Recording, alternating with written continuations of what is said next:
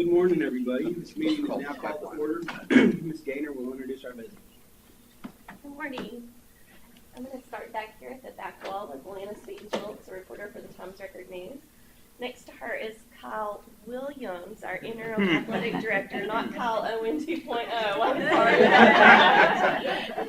Over here we have Barry Maka, our general counsel, Lee Kidwell, who's director of internal audits, Vice President Marilyn Foley, Chris Stovall, our controller, Vice President Tony Vidmar.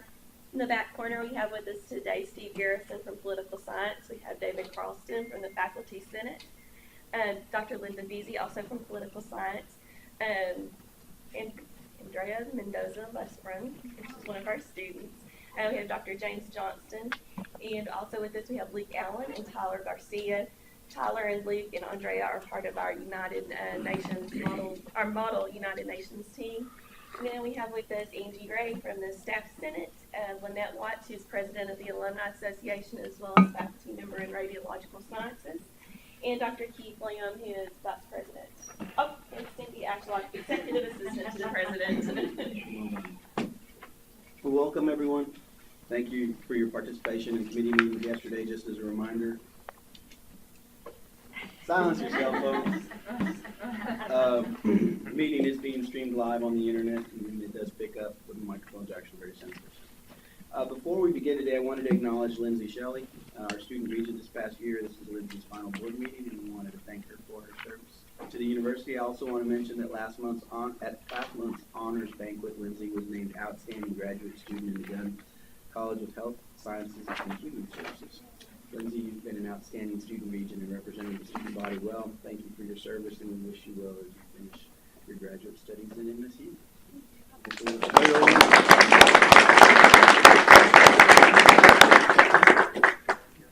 We also have some visitors, Ms. Gaynor said, today who are members of the MSU Model UN team. You'll recall that they visited with us last May, and they asked if they, as a part of public comment, they could take a minute to say something to the board. So come on up. All of you can go. Yes. Good morning. My name is Andrea. This is Luke Allen, and this is Tyler Garcia. And we're part of the Model United Nations team. I was the head delegate, and we got to spend a week in New York. We were representing Peru, and we were all in different committees. So my committee was the General Assembly 3. And what we did is pretty much you go there and you have to represent your committee. So you meet every day for 3 days from 8:30 a.m. to 9:30, 10 p.m. And you're trying to work with different countries to come up to a resolution that's going to make every country better. Yeah, so basically for about 14 hours a day, you're working on your negotiating skills and your writing skills and your speaking skills. So after 4 days, we really walked away from the conference with a newfound confidence in ourselves and in our abilities to work with others. So we just want to say thank you for the opportunity.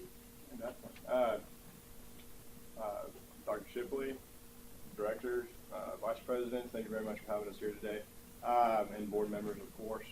As Luke and Andrea said, it was an awesome experience in New York. It was the first time I was ever in New York, and I was just... that was an experience in and of itself. But Model United Nations really just helped me develop a sense of researching abilities that I would have in the future. That I would probably, outside of the classroom wouldn't have got a chance to develop without Model United Nations. Peru, that was an interesting South American country we got to study, and it was really enjoyable just studying that country and how they operate basically on a national, international level. As far as my personal experience, I met people from Germany, France, Italy, Russia, Brazil. And that's just not the people that they've represented. That's actual people from the actual countries, and there was an actual language barrier at times. I would say something from a southern boy from Texas, and they wouldn't understand some of that stuff, but it was really good to just kind of know another culture and learn another culture and to experience that at a university that I probably if I went to another university I would not have experienced that whatsoever. So for that I do appreciate y'all for allowing us to be take that opportunity and learn and engage in other critical research and critical thinking, and it was just a really great experience for us. So I appreciate it. Great. Did you all get some special recognition this year? And your award. Oh, yeah. So every year they do awards at the end of the conference, and the first year we went, we tried really hard, but we didn't win any awards, and this year we had 3 awards. We got Outstanding Delegation Award, and then we had 2 Outstanding Position Paper Awards, so that was a big accomplishment for us that we were really proud of. First time ever, so. Wow. And next year we'll have another one. Well, fantastic. Congratulations, you guys. Thank you for being such great representatives of the university. We appreciate y'all very much. Thanks, Thank Steve. you. Good job, bro. Well, it appears nobody else has signed up to provide public comment, so we will move on. Item 17-111 is the approval of the minutes of February 9th and 10th meetings of the board. Are there any additions or corrections? If not, they will stand approved as presented. We will now move on to the consent agendas. The executive committee met yesterday, and our report is as follows. Items presented for committee approval only, 17-74, the committee minutes. Items presented for information only, 17-75, strategic plan, 17-76, campus construction update, 17-77, the Dallas-Fort Worth expansion update. Items approved by committee and placed on consent agenda, 17-78, capital expenditure plan, MP1 report for 2018 through 2022, approved the report as presented. 17-79, Texas Accessibility Standards, ADA and Fire Marshal Upgrades Project, construction manager at risk, approved, M&F Litikin, as the CMAR as presented. 17-80, utility contract, policy 2.24, contract authority change, approved policy change as presented. 17-81, holiday schedules for staff employees for 2018, approved holiday schedules as presented. I recommend approval of these consent agenda items presented, and anyone like to remove items from the consent agenda for further discussion. If not, do I hear a second? Second. All in favor? Aye. Opposed? Motion carries. Ms. Marks, please present the Academic and Student Affairs Committee report. The Academic and Student Affairs Committee met yesterday, and our report is as follows. Items presented for committee approval only, 17-82 committee minutes. Items presented for information only, 17-83 faculty report, 17-84 staff report, 17-85 student government report, 17-86 athletics report. Items approved by committee and placed on consent agenda, 17-87 May 2017 graduating class, approved the list of candidates for graduation. 17-88 core curriculum changes, approved the additions and changes to the university's core curriculum as presented. 17-89 housing and dining service rates, approved the rates for the 2018 as presented. 17-90 emeritus status, approved emeritus status for the following individuals. Dr. Rodney Cate, Professor of Chemistry, 39 years. Dr. Robert Clark, Professor of Sociology, 44 years. Dr. Jesse W. Rogers, Professor of Chemistry, 48 years. Mrs. Elizabeth Yarose Ash, Professor of Art Painting, 36 years. 17-91 and 17-92 faculty promotions and tenure, approved the following. Promotion from the rank of Assistant Professor to Associate Professor, Jane Leach, Ph.D., Nursing. Lynette Watts, Ph.D., Radiologic Sciences. Promotions from the rank of Associate Professor to Professor, Adam Lay, Ph.D., Finance. Michelle Knox, Ph.D., Mathematics. Catherine Prose, PFA, Art. Ying Wang Xiao, Ph.D., Chemistry. Receiving tenure and promotion from the rank of Assistant Professor to Associate Professor, Jesse Carlucci, Ph.D., Geosciences. Todd Giles, Ph.D., English. Carrie Griffin, Ph.D., Computer Science. Christina Janice McIntyre, Ph.D., Curriculum and Learning. Stacy Miller, Ph.D., Kinesiology. Ray Willis, Ph.D., Biology. Bradley Wilson, DPA, Mass Communication. And receiving tenure Matthew Luttrell, DMA, Music, Kathleen Williamson, PhD, Nursing, Chairman Sanchez. I recommend approval of these consent agenda items as presented. Well done. Would anyone like to remove items from the consent agenda for further discussion? If not, committee chair has recommended approval. Do I hear a second? Second. All in favor? Opposed? Motion carries. Mr. Gregg, please present the Finance Committee report. Thank you, Mr. Chairman. Finance Committee met yesterday. Our report is as follows. Item presented for committee approval only, 1793 committee minutes. Items presented for information only, 1794 summary financial report, and 1795 comprehensive campaign update. Items approved by committee and placed on the consent agenda, 1796 financial reports for the first quarter of 2017, and the second quarter of 17 investment report, 1797. 1798 Public Funds Investment Act compliance. Approved the required training for the CFO and controller as presented. 1799 personnel change reports and changes in fiscal year 17 budget. Ratified the changes presented. 17100 test and services fee increase. Approved an increase in the ATI test of essential academic skills fee as presented. 17101 motor vehicle registration fee increase. Approved increase in this fee for students effective with the fall 2017 semester as presented. And 17102 fiscal year 18 budget tuition and fee review and recommendations.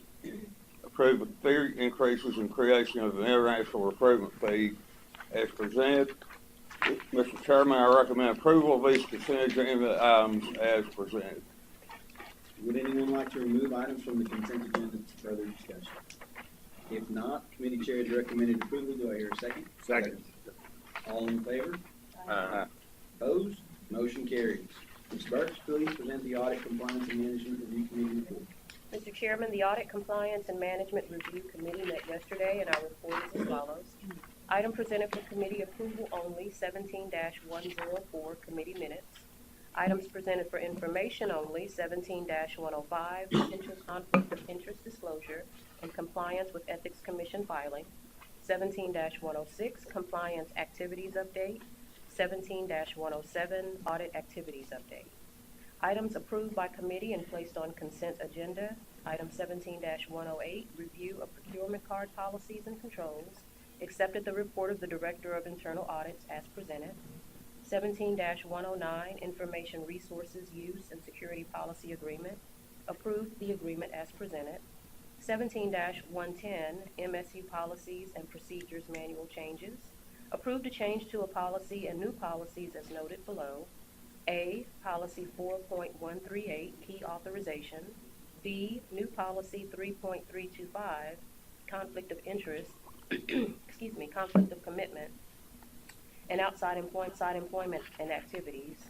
C, New Policy 4.197, Information Resources Use and Security Policy.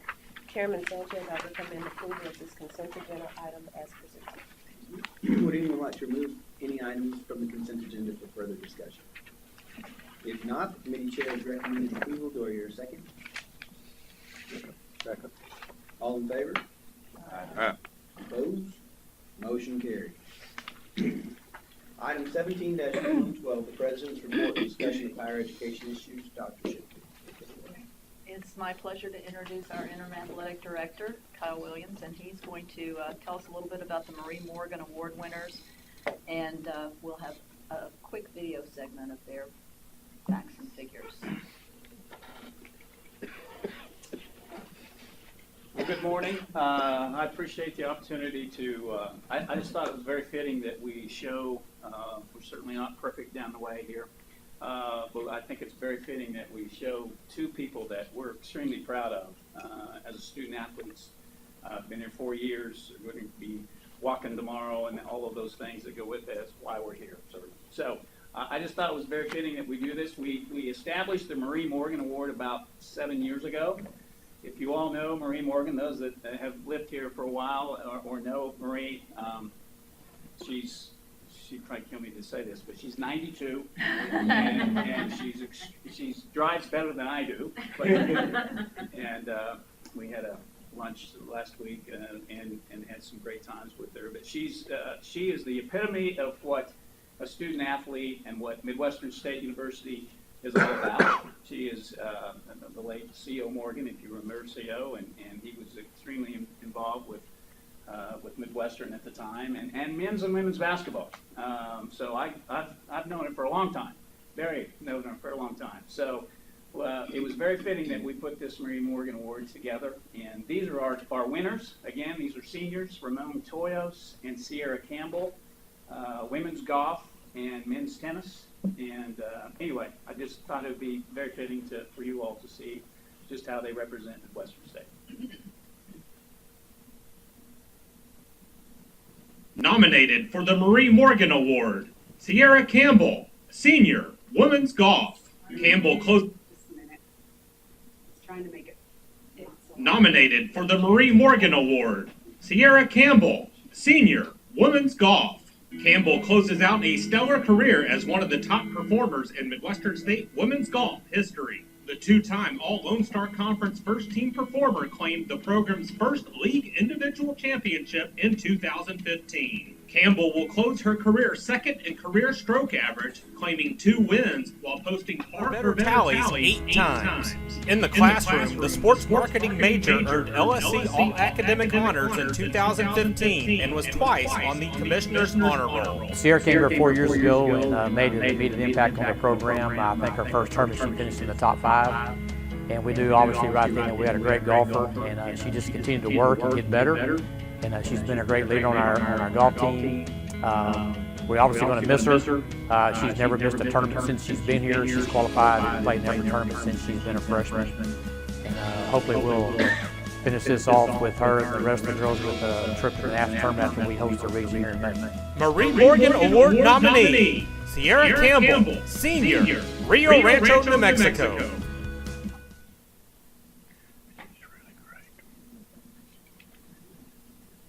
Nominated for the Marie Morgan Award, Ramon Toyos, senior, men's tennis. One of the most decorated tennis players in program history, Toyos claimed the 2016 ITA South Central Region Singles Championship last fall. He will close his career ranked 7th on the program's all-time combined wins list with 117, including the 4th most singles wins with 59, while 58 doubles victories ranks 8th.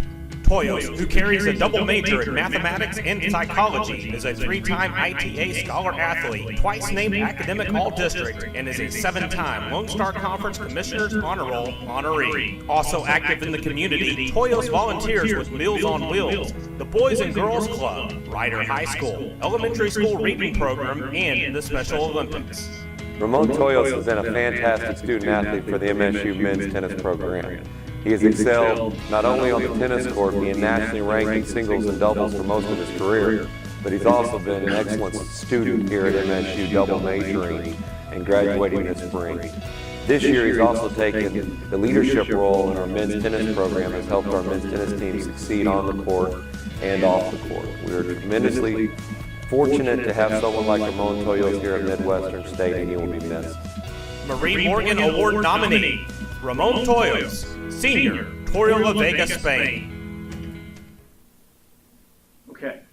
Again, you can be proud of those two folks. I'm just telling you, they're great people. They come in and talk. They know what's going on, and I just appreciate them very much. So there you have it.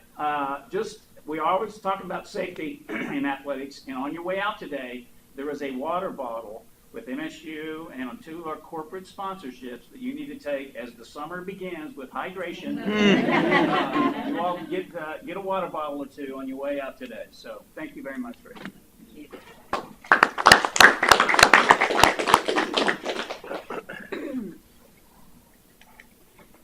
Ready? I'm still going. Oh, okay. Thank you, Kyle. Now we're going to move to a less cheerful note and update you on the legislative session.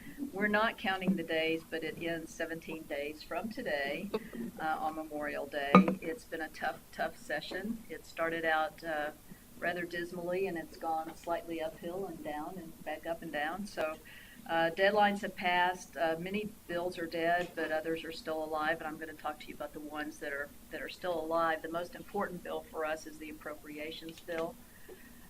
This is the only bill, really, the legislature has to pass, and if they don't, then they have to go into special session.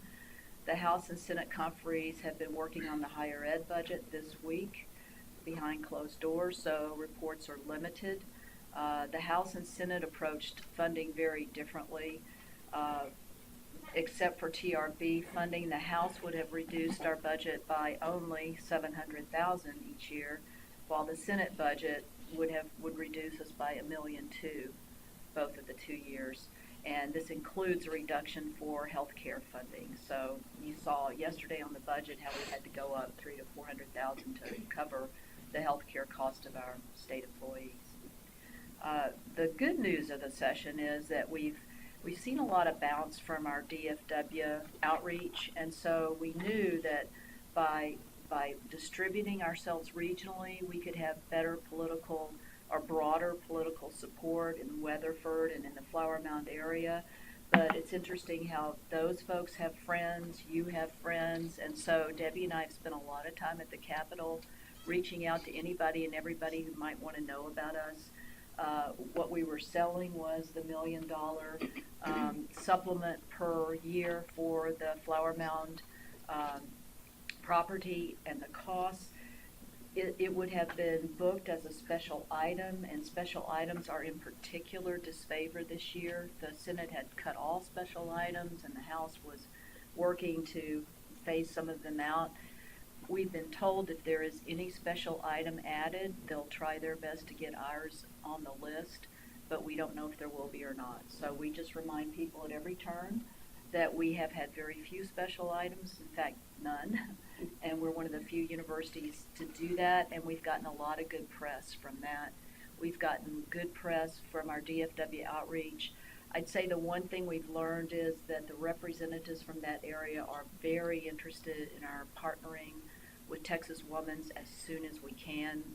They understand we need to get out there and get known, but we're facing a lot of pressure to not compete with Texas Women's, who kind of owns that corridor.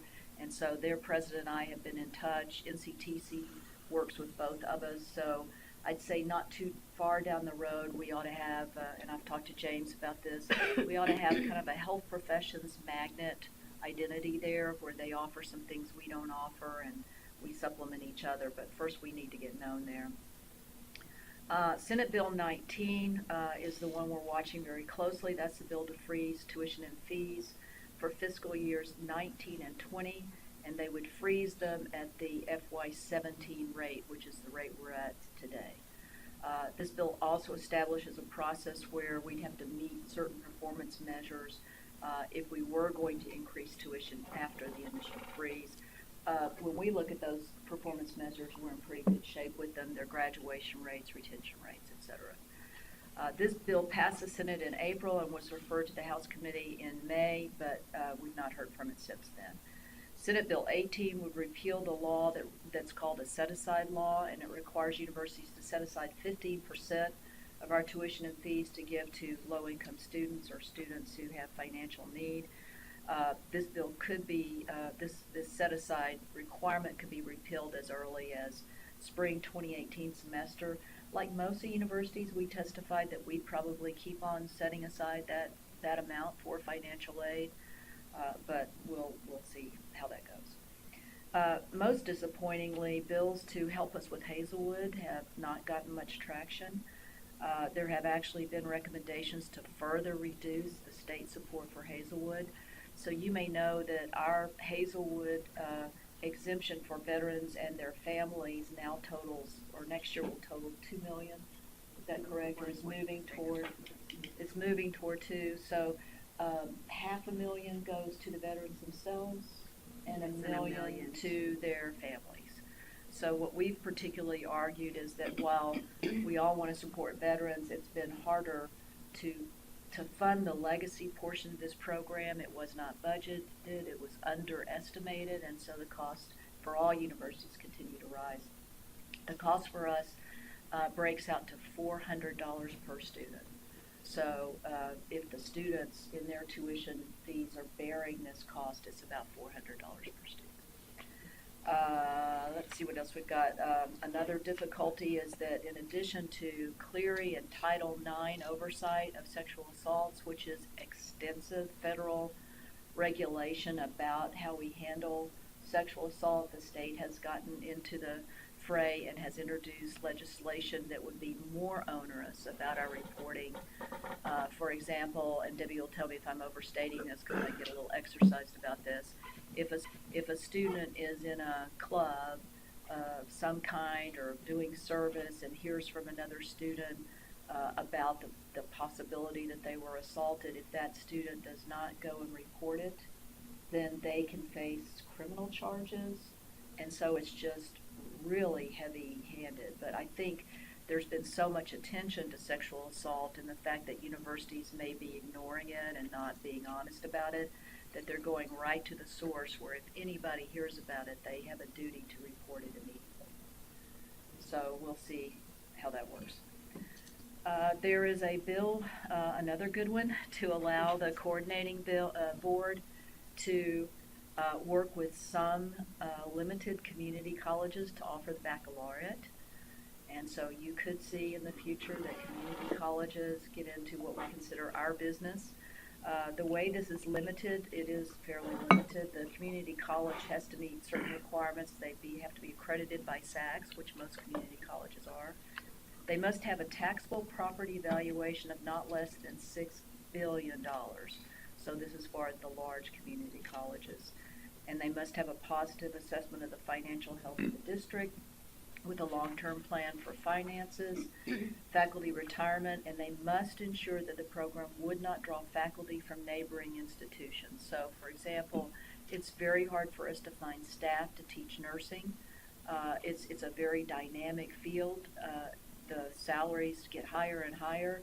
If community colleges got into the market of competing with us for our faculty, it could raise salaries even more and make the pool even smaller. So there's a lot of attention to not having this opportunity make it all harder for all of us to respond to nursing degrees. And I think it's fair to say nursing is driving a lot of this. There are bills related to contracts, Dr. Carlston ethics. So we might have a few more policies come out that we can get to know each other even better around. Before we leave next year, the whole compliance staff may number 24 people. I just don't know. It just goes up and up, but that's okay. And so you can look forward to our report that Debbie and I will prepare in the coming weeks that will be filled with news about how this goes forward. I'll be happy to answer any questions before I move to the other topics in my report. Debbie's done a great job of representing us whenever I'm there. They all know her and welcome her. Any questions? Okay, related to that, we walked the halls with Regent Burks not too long ago. She was, for the first time in our history, she was asked to appear in person before the Senate Nominations Committee. She stood up to 2 days worth of visits and testimony, and we are all really proud of her, and she's going to share with us what she learned from that experience so that when all of you get to do that, you'll know how to handle it. Regent Burks. So no fear, because what they do before you testify is they bring you into a room like this and they start telling you what it is you're supposed to say to make things go smoother. But I did learn a lot from that experience. I'll say I'm used to asking questions, not really answering them, so that part of the Senate confirmation was tough for me. But I did make a few notes of the conversation that I had with the members of the Appointments Committee who kind of briefed us before we went in to talk. Present were members of Texas A&M, myself, and Texas Southern came also. But some of the things that were interesting that they brought up that I wanted to share with you guys, and these are apparently issues that the members of the committee are concerned about, and they wanted to make sure we are also concerned about them. Diversity questions certainly came up, making sure that we do whatever we need to do to try to have a diverse community here at the university with respect to not only student population but also our staffing. Also, a huge issue for them was communication with the legislature and keeping the lines of communication open with them concerning what's going on here on our campuses. It was, how should I say, very clear that we work and report to, which we all know, the taxpayers, certainly as appointees of the governor, but also to the members of the Senate committee. So to make sure that we're keeping them informed of what's going on here. And with that, I kind of talked to Dr. Shipley about this a little bit. It's not really a bad idea in terms of making ourselves present during some of these meetings so that they will see that the Board of Regents or members of Midwestern State are involved, that this process is important, and so they can see us and see that we need their help and that this is really important. And I would suggest, and Dr. Shipley and I talked about this, that maybe we can all go sometimes as a group, not just individually, but a group of us maybe go down and sit during the hearings and listen to some of the things that they have to say and just be present. Because I think building that relationship perhaps could help us along the way later on down the road when we need something. Also, there was a discussion about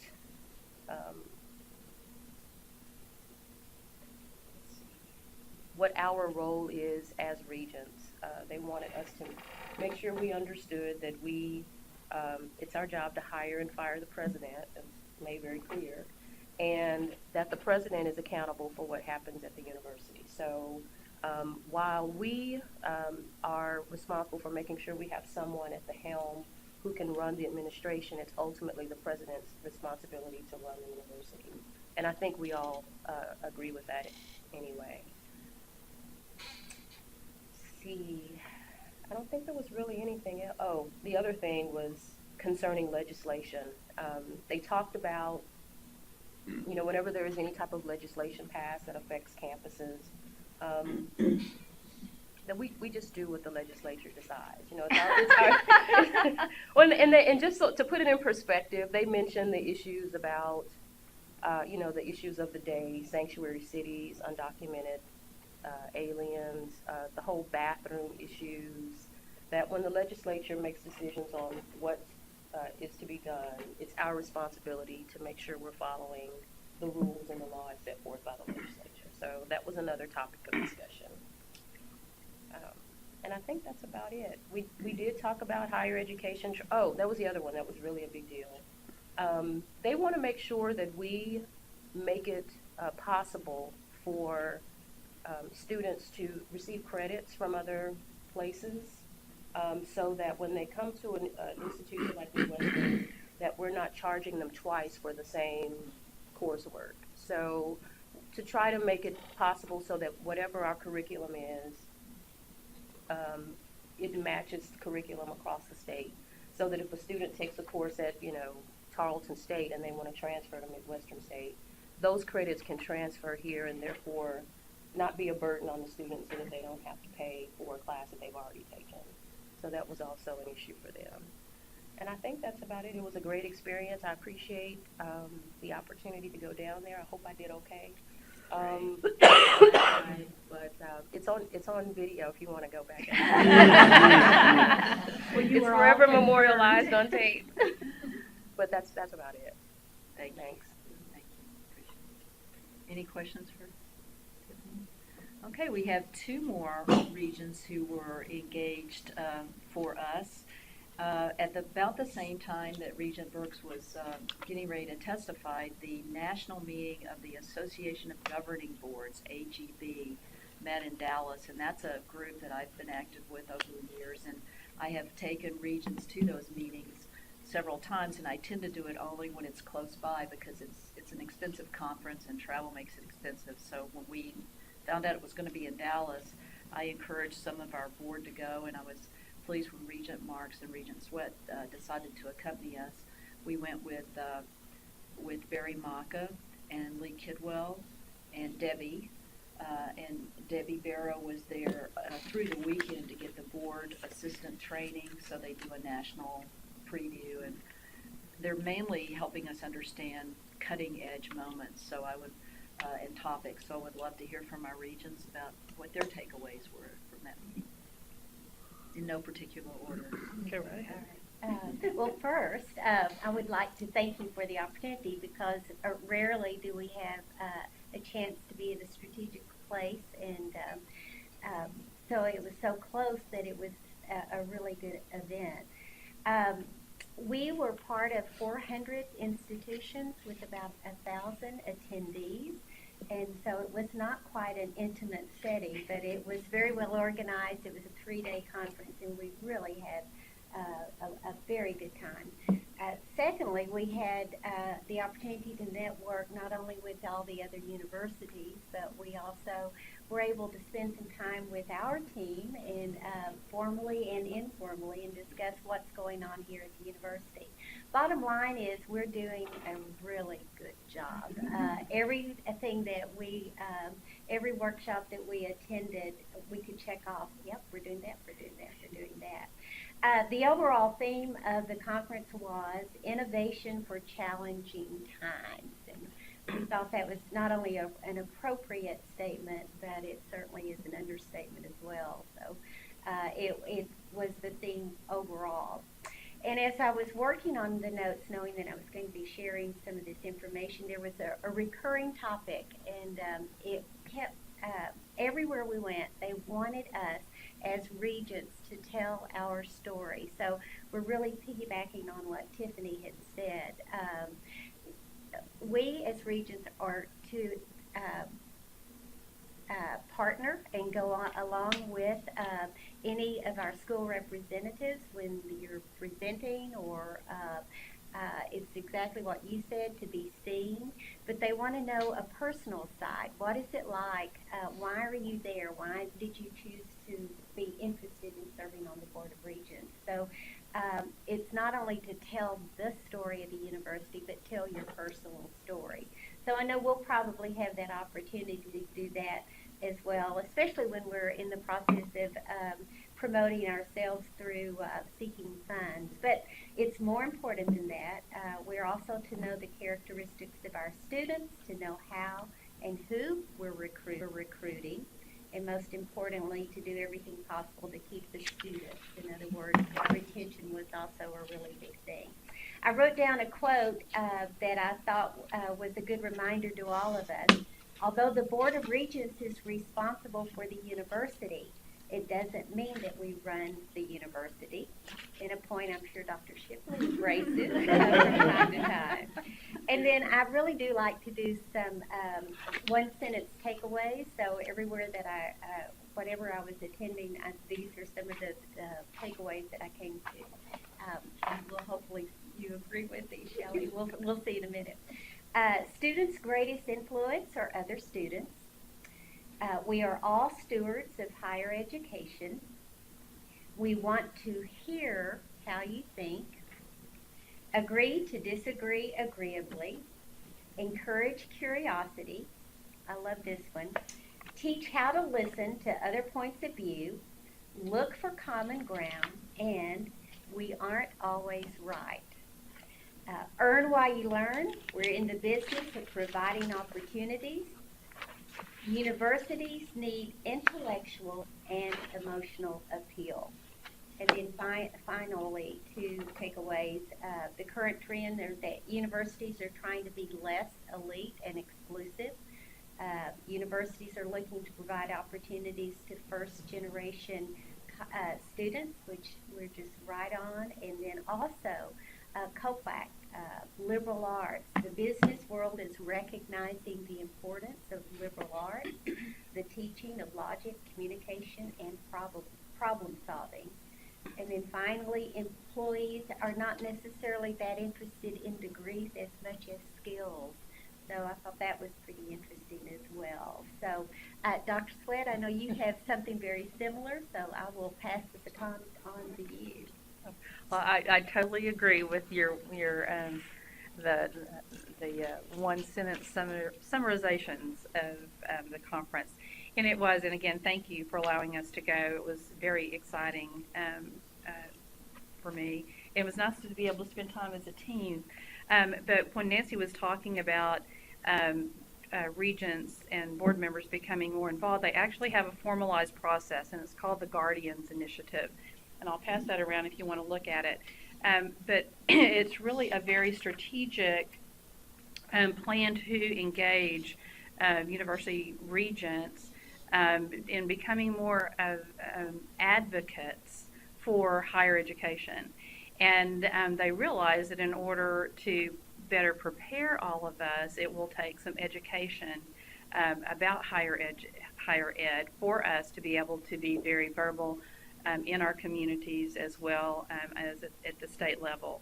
And they basically want us to take a more public role, tell the stories. They really want personal stories. They want to help change the public's perceptions about higher education, and want trustees to become more visible and more vocal in support of higher education. So I think it's going to be a very interesting process, and it sounds like it's a very well planned process. And I think I like the fact that they're aware that not everyone is comfortable in telling their personal stories, and that's okay. But they can equip all of us with the information that we need to be able to be strong advocates for Midwestern, and higher ed in general. I think that's going to be exciting. One of the things that I enjoyed about the sessions, innovation, there's a strong focus on the experience of students, the undergraduate experience. And in fact, there's a great resource that was mentioned in 2 of the sessions, and it was a book called The Undergraduate Experience, Focusing Institutions on What Matters Most. So this was waiting for me when I got home. Thank you, Amazon.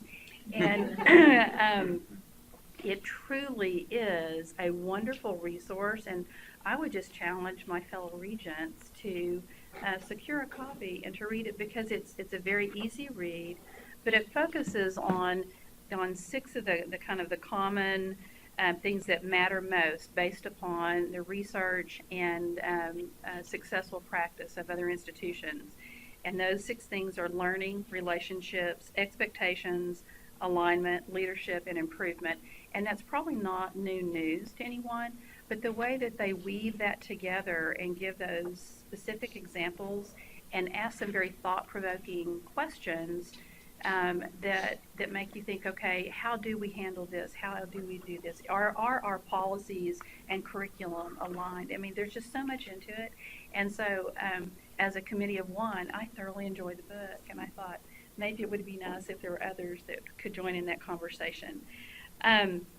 They gave a lot of interesting statistics, but they kind of boiled it down in terms of also questions that we as trustees or regents, sometimes I get my terminology a little confused because I deal with trustees on a daily basis, but this is a regent. Okay, that we need to know, and that is the characteristics of your students, their aggregate and key subpopulations.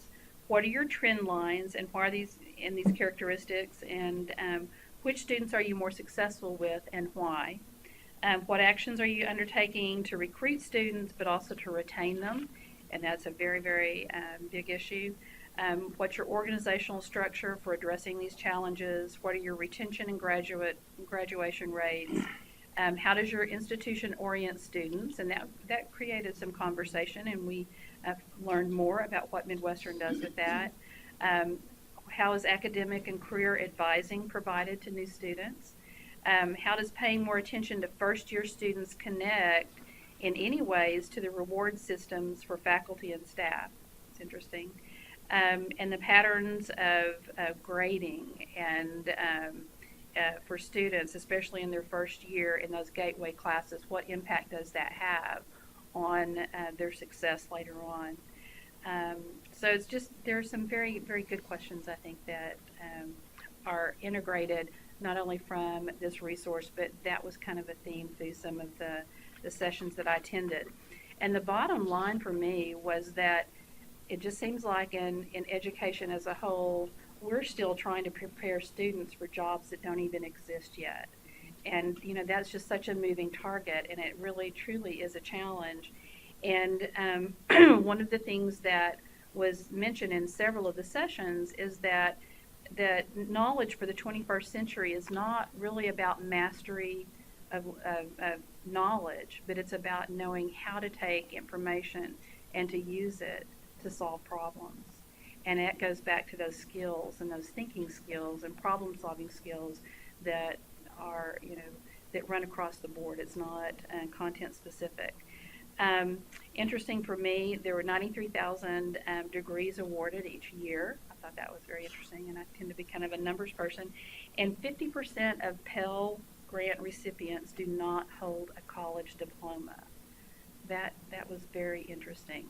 And there was a session that really dealt with financial aid. And one other thing that I found very interesting, and I hope you will too, is that in society today, there's an emergence of bits companies. And these are companies that don't manufacture things. So historically, we've always looked at manufacturing as a product, a tangible product. And for example, Airbnb, Facebook, Google, Uber, those are all extremely successful companies, but they don't make anything. And the digital disruption is entering into its second lethal phase. The earlier disruptions from 2000 to 2015 were in newspapers and magazines, going from print to digital, and we've all seen the impact of that. In retail, it goes, look at Amazon, that has totally changed the face of the retail, and telecommunications. And the example is the iPhone, of how, you're lost without that. It has totally changed our communications. And so areas to be hit in this second phase from 2016 to 2030 are in agriculture, energy, manufacturing, transportation, banking and insurance, healthcare, and education. And so I think we've already seeing some of that disruption. So anyway, just a lot of great information, and it was a wonderful experience, and I hope all of you will be able to experience that at some time. So we really appreciated your both taking the time out of your busy schedules to spend so much time with us at this conference, and with Regents Sweat getting so much out of this book, we've ordered it for all of you. So if you don't like reading, you can blame her. And we'll be reading it together in the cabinet. And so at our board meetings, we might do a few short moments for discussion of different topics in the book as we wish to. And when do you think people will have the book? It was out of stock when I ordered it. Good, so you've got some time. So you have a little bit of time. Sean's excited to Book club. read the book club. Book club. I'll loan you mine, Sean. So that concludes my report. Thank you. Well, thank you for that, Dr. Shipley. That concludes our business for today. I know some of you will be attending graduation tomorrow. If you don't have your parking pass, please check your date so you don't get towed. You have to walk a long way. Yep. Our next regular board meeting will be August 34th, and we